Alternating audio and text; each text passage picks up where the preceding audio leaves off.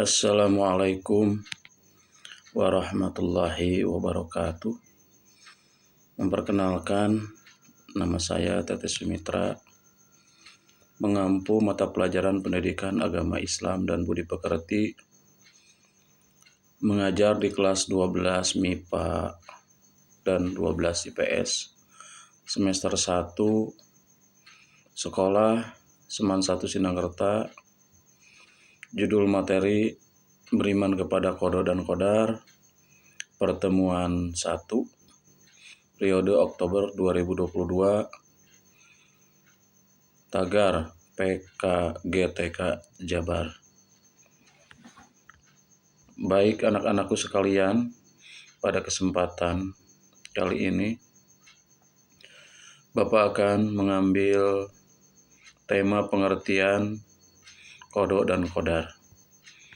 Tapi sebelum ke materi, kita harus tahu dulu konsep atau peta konsep Qadha dan Qadar yang harus dipelajari dengan hakikat Qadha dan Qadar, makna iman kepada Qadha dan Qadar, hikmah iman kepada Qadha dan Qadar, meyakini kepada Qadha dan Qadar, dan semangat bekerja. Baik anak-anakku sekalian, langsung saja kita ke materi. Pengertian Qadha dan Qadar, para ulama berbeda pendapat atau berbeda pandangan dalam memberikan arti kata Qadha dan Qadar. Sebagian ulama mengartikan sama, namun sebagian ulama yang lain memberikan arti yang berbeda. Pandangan yang membedakan antara Qadha dan Qadar mendefinisikan Qadha dengan ilmu Allah Subhanahu wa Ta'ala tentang apa yang akan terjadi pada makhluk di masa mendatang. Qadha adalah segala sesuatu yang Allah Subhanahu wa Ta'ala wujudkan, adakan atau berlakukan sesuai dengan ilmu dan kehendak-Nya. Sebagai ulama yang lain justru menerapkan definisi di atas secara terbalik, yakni definisi Qadha dan Qadar ditukar.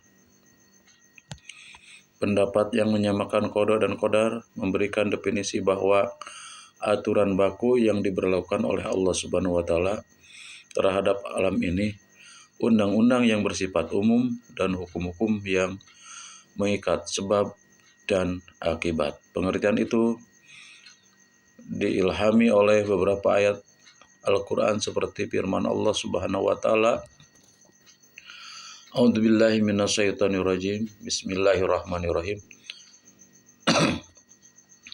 Allahu ya'lamu ma tahmilu kullu unsa wa ma tagidul arhamu wa ma tajdadu wa kullu shay'in indahu bimiqdar. Artinya, Allah Subhanahu wa Ta'ala mengetahui apa yang dikandung oleh setiap perempuan dan kandungan rahim yang kurang sempurna dan yang bertambah, dan segala sesuatu pada sisinya ada ukurannya. QS Ar-Ra'd ayat 8.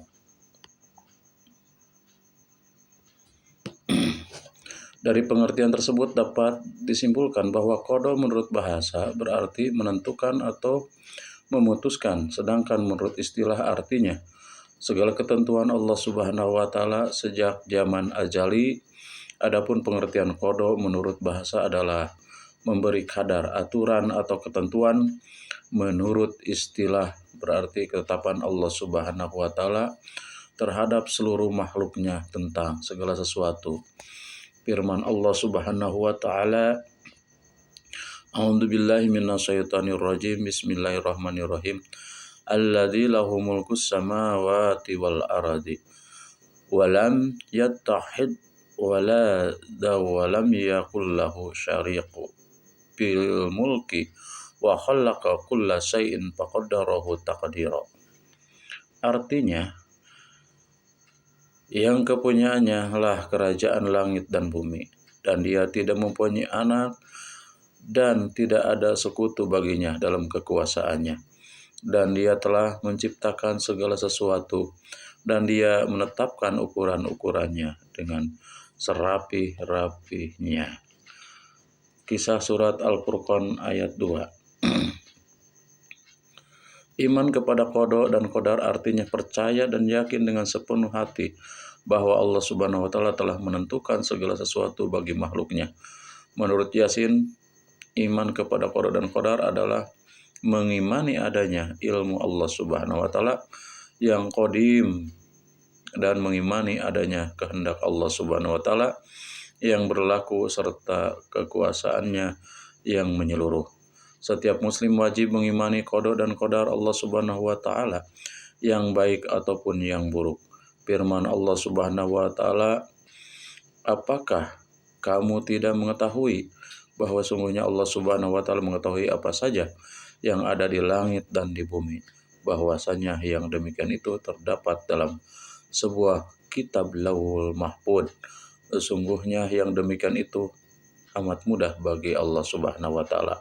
Kisah Surat Al-Hajj ayat 70. Tiada suatu bencana pun yang menimpa di bumi dan tidak pula pada dirimu sendiri, melainkan telah tertulis dalam kitab Lauhul Mahfuz sebelum kami menciptakannya. Sesungguhnya yang demikian itu adalah mudah bagi Allah Subhanahu wa taala. Kisah Surat Al-Hadid ayat 22. Tiada suatu bencana apapun yang menimpa di bumi dan tidak pula pada dirimu sendiri, melainkan telah tertulis dalam kitab Lauhul Mahfuz sebelum kami menciptakannya. Sesungguhnya yang demikian itu adalah mudah bagi Allah Subhanahu wa taala. Kisah Surat Al-Hadid ayat 22. Iman kepada qada dan qadar meliputi 4 prinsip sebagai berikut. A. Iman kepada ilmu Allah Subhanahu wa taala yang qadim, tidak permulaan dan tidak mengetahui perbuatan manusia sebelum mereka melakukannya. B. Iman bahwa semua qada Allah Subhanahu wa taala telah tertulis di Lauhul Mahfuz. C. Iman kepada adanya kehendak Allah Subhanahu wa taala yang berlaku dan kekuasaannya yang bersifat menyeluruh. D. Iman bahwa Allah Subhanahu wa taala adalah zat yang mewujudkan makhluk. Allah Subhanahu wa taala adalah sang pencipta, yang lain adalah makhluk. Qada dan qadar biasanya disebut dengan satu kata, takdir. Bagi manusia dan makhluk lain, ada pandangan takdir baik dan buruk. Tetapi dalam pandangan Allah Subhanahu wa taala semua takdir itu baik. Karena keburukan tidak dinisbatkan kepada Allah Subhanahu wa taala. Ilmu Allah Subhanahu wa taala, kehendaknya, catatannya, dan penciptaannya semua itu adalah kebijaksanaan, keadilan, kasih sayang, dan kebaikan. Keburukan bukanlah sifat Allah Subhanahu wa taala dan bukan pula pekerjaan. Perhatikan firman Allah Subhanahu wa taala, sesungguhnya Allah Subhanahu wa taala tidak berbuat zalim kepada manusia sedikit pun. Akan tetapi manusia itulah yang berbuat zalim kepada dirinya sendiri. Kisah Surat Yunus ayat 44. Demikian yang Bapak dapat sampaikan bahan ajar ini, dan bahan ajar ini diambil dari buku Kementerian Pendidikan dan Kebudayaan Republik Indonesia tahun 2017, Pendidikan Agama Islam dan Budi Pekerti kelas 11, 12, SMA, SMK, MAK. Demikian materi yang Bapak dapat sampaikan, mudah-mudahan bermanfaat bagi kalian semuanya. Wabillahi taufiq wal hidayah. Wassalamualaikum warahmatullahi wabarakatuh.